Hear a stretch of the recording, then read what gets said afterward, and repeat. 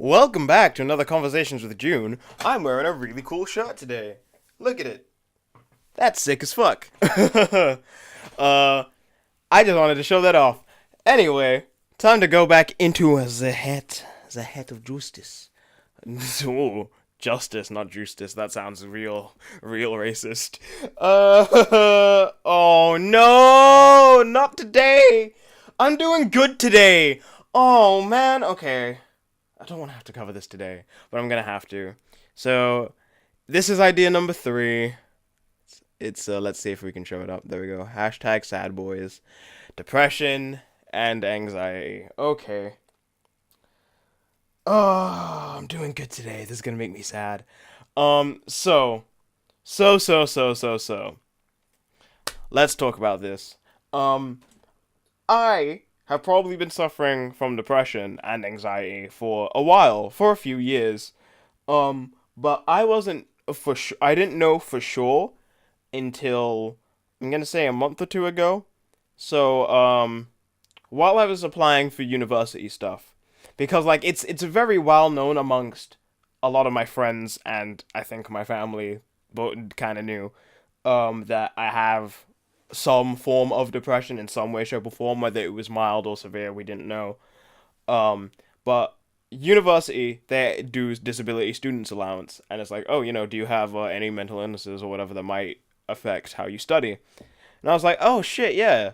And then I went, oh wait, fuck, I haven't actually been diagnosed. And I kind of hate self-diagnosis, so it was very hypocritical of me to be saying that, but I had gone to counseling beforehand for it. So Um, but I went to the doctor.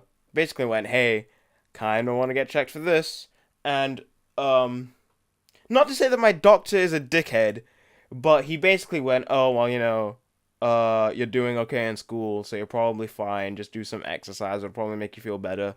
But here's a number you can call in case you wanna chase it up, whatever. So I did. They gave me a form to fill out that had like a whole bunch of questions about my mood and stuff. And I can't get it out right now. I know where it is, but I can't get it out right now.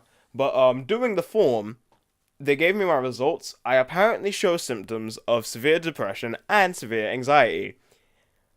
I kind of knew the depression one already, but it was the anxiety that caught me off guard because it explained a whole lot. Um oh god. I will say, yesterday, the day before this recording, was very weird. I was fluctuating a whole lot between being in a good mood and just being a hashtag sad boy. Haha, I had to find a way to put it in there somehow. Um, I was kind of expecting to cover one of these topics while I was in that mood, so that I could be like, okay, cool, let's drop something. But I'm feeling good today. Um, but I got those results, and it felt like I went, oh, thank Jesus. Okay, at least I know. Um, Now I haven't started taking any medication for anything yet. Mostly because I kind of can't. So, can't, whatever. Um, in England, or at least how the person that did my results for me explained it to me, to get a formal diagnosis, which is a diagnosis to say, hey, this is what you officially have. You can now take medication or take whatever for it. Um, you have to literally be like on the edge. Like I have to basically almost be like I have to have been like, no, I am going to kill myself like 2 weeks from now. That is basically how I had to have been for for anyone to be like, okay, yeah, we're gonna get you a formal diagnosis. That's what it has to be, and that sucks because sometimes, like, I just want a formal diagnosis so that I can be able to officially be like, yeah, okay, cool, this is what I have. Um, like even with a formal diagnosis, I'm not entirely sure whether I'd want to take medication for depression and anxiety. I don't know any of my friends IRL who take it, so I don't like I can't ask them. I know one of my friends does suffer from depression, but I don't want to ask if he does in case that's a bit TMI. Um, but I do know some of my friends online who take it. Um, One of them suffers really terribly when they don't take it. Like, if they miss out a day or two of taking the medications, it's just an immediate drop. But then at the same time, even when they're taking their medication, they're still not great. Um, so that's very difficult. It was actually kind of funny because the first day I met that friend was the first day they got their antidepressant medication. So that's real fun. Um, I mean, there's a lot of people I watch on YouTube, namely Tom Scar, who take medication for that stuff as well. But he says he takes his medication not for his depression, but for his anger issues, which is again very interesting for me because I also suffer from that. Um, but oh wow, it was just like wild because there's a whole lot of things that I've been so paranoid and nervous about that when I learned that I do actually have anxiety, my brain went, "Oh, everything clicks." Like I today I'm going to someone like I was invited to a party and I'm going and I'm kind of afraid because I don't do well in those situations because of my anxiety. I can't like even though it's not like oh we're going out to a club or whatever. My brain is still just like ugh. There's gonna be a whole lot of people there. A lot of people are gonna be drinking. I don't drink. At least like if I'm at a party and there's alcohol, I might have like one drink. I don't drink enough. Like I don't drink basically. It's not something I do. It's not something I like to partake in. I just don't like the taste of alcohol. Um, well, actually, that's not entirely true. I'll explain that one in another episode though about how I really feel about alcohol. Um, but I I don't drink alcohol, so me being around a whole bunch of people who might be either tipsy or drunk, and I'm there like, oh, I don't like this. I don't like this at all.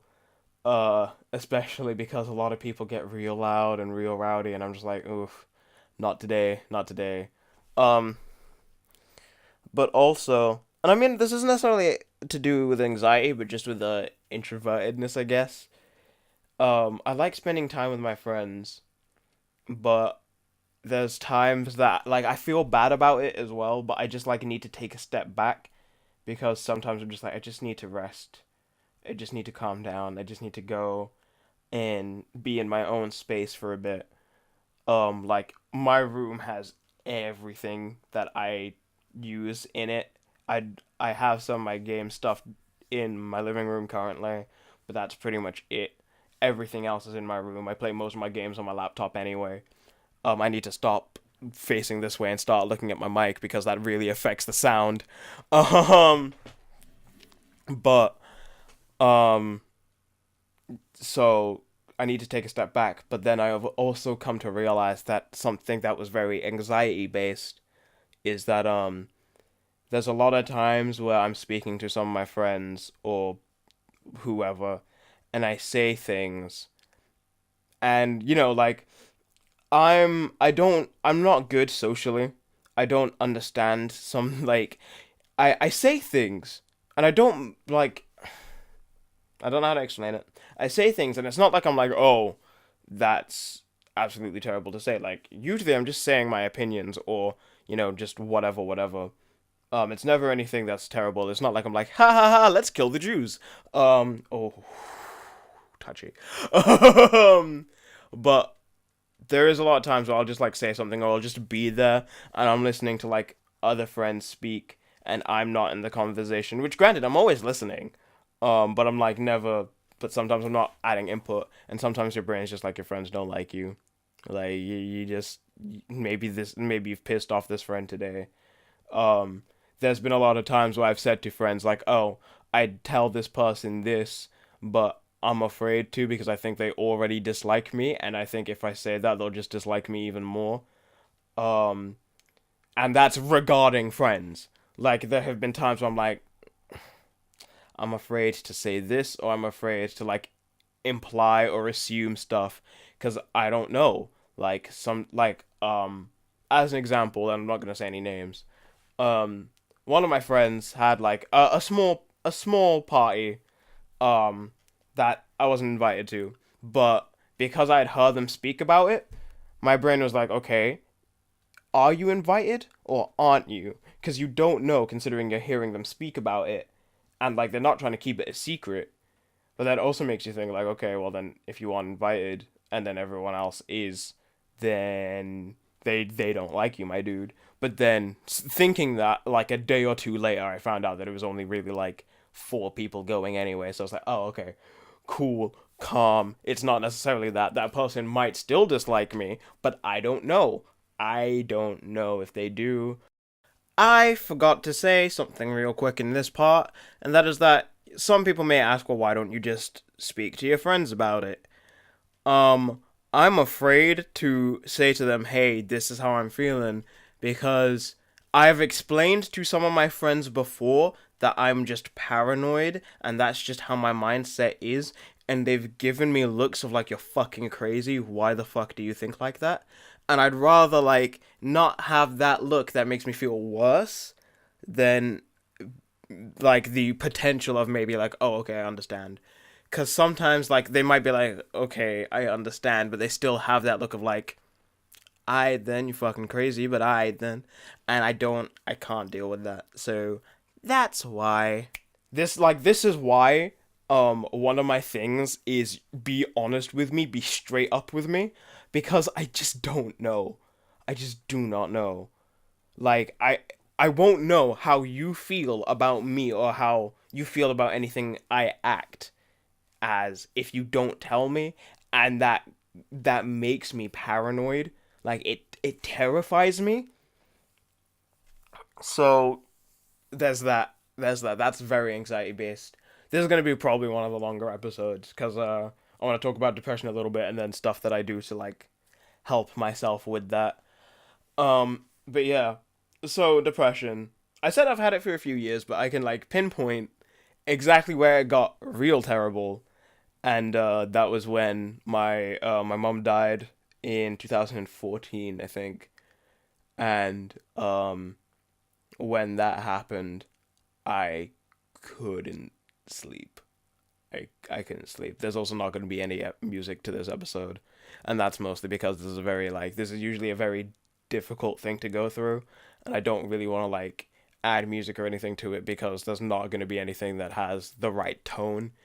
Um, but when my mom died, it was a very difficult time for everybody. But it was also difficult because I was very in denial about that situation happening when it did. Like my mom was in the hospital for months, and every time I'm just like, no, she's gonna get better. She's got better before, like it'll be fine. And obviously it wasn't. But that happened, and it got to the funeral, and I was like, I couldn't. Like I went to the funeral. I have to phrase that. I did go to the funeral, and I was there. But while everyone else was having their moments and crying and whatever, I was just there, and like I may have dropped one tear, and that was it. I couldn't do anything else. I felt like I couldn't do anything else because everyone else needed somebody there who was able to like stay strong and deal with that, and that's what I did. Um, Granted, to the detriment of my own mental health, obviously. Um, I actually for a while couldn't sleep. I still can't sleep well. I don't think it's because of that. I think it's just because, well, I guess it is technically, but like I can't sleep well rather because when that happened, there's there was a lot of times where I just couldn't get to sleep. I couldn't sleep for I couldn't like I would wake up in the middle of the night, for example, and I couldn't get back to sleep. Um and that's kind of affected how I sleep now because I feel like sometimes I'm waking up in the middle of the night and I can't sleep. And it's not necessarily because like I'm having moments about it or anything. It's just because I like my brain is just always on. My brain can't seem to turn off. Yet at the same time, I also can't feel my brain working at any point, and it bothers me. Um, but yeah, um, that was probably the major thing that happened. But then also, since I was like 9, I've had issues with, like, I mean, I said this in the first episode. I don't have a good image of my body. I don't have a good body image at all. Which is why, as I said, I'm kind of afraid to go to my friend's party because they have like a hot tub or something. I don't know. And they were like, "Oh yeah, bring swimming stuff." And my brain immediately went, "Nope, can't do that." Forgetting that I actually have a swimming shirt that I can wear. But then I'm also afraid about doing that because I'm afraid that someone will be like, "Oh, why are you like wearing a shirt?" Or like, "What's the issue? What?" And I don't know how to sit down and explain, "Hey, I have very terrible body image issues, and I would like you to respect that, please." Because some people just won't respect that. Um, like people will make comments about whatever and anything, not realizing. And granted, maybe I should say like, "Hey, maybe don't say that," which I do, but there is also times where like things that I do find funny at the time, people will say, and then later on I'll be like, uh, ooh, oof. Um, so yeah, but because I haven't had a good body image since, like, I haven't felt good about my body since I was like 9. That's also very heavily affected how I feel about stuff because like I look at other people, I look at like almost everybody else, and I'm just like, well, at least you seem comfortable. Like I always feel like I look uncomfortable with myself. Like I know people who weigh more than me, who look bigger than I do. Um, and they seem at least to me they seem completely comfortable with where they are, and that's how I want to feel. I want to feel comfortable with it. Um, but I just can't. I don't know what it is. I've tried. I'm trying, and I just can't get into it yet. I hope that it does happen eventually, but right now I just can't. Um, so yeah. Uh, I don't know what else to say. Um, I haven't taken I haven't taken any medication. I really don't know if I want to. I've heard varying stories about it. Um, I have tried other things, like I do go to exercise. I do try and eat right. All the usual like, hey, be like take care of yourself stuff. Um, I don't like to revel in it. A lot of people say that self like taking care of yourself is sometimes just like, oh, it's okay if blah blah blah blah blah, when in reality, like basically saying stuff that's like, oh, it's okay if you don't work on it, and that's not necessarily the case. You do need to work on the stuff that you're doing. Like you need to work on yourself and the people around you if you want to get better. That's just how it is. Um, and I mean, I've kicked toxic people out of my life because I felt either that they've disrespected me or my friends, and I can't have them around me because if I have them around me, then I just know my mental state would be worse. Like one of my friends is still friends with one of those people, and even he has come up to me before and been like, "No, he said stuff, and it's just made me mad." He's made up with them recently again, but I don't know. Um, but yeah, I guess that's the whole depression and anxiety stuff. But I don't want to end this episode on a terrible note. So since I mentioned self care, let's talk about some of that. Yeah. So what do I do to try and pick up my mood when I'm in a rut? And I recognize that I'm in a rut. Um, Sometimes spending time with friends really helps. I did that the other day. Like the day that I was fluctuating, I like one of my friends was like, "Oh, I don't know whether I should come over to where you are or what," and I said, "Please, like, come over to where I am." I didn't explain that it was because I kind of needed a friend, but I just went, "Oh yeah, whatever. I'll come and meet you, and we'll go and have a good time," and we did, and it was a good day because of that. Um, I also like, if you go back to the things like the Glad Boys video, which kind of covers some of the stuff as well. I mentioned three videos that really help.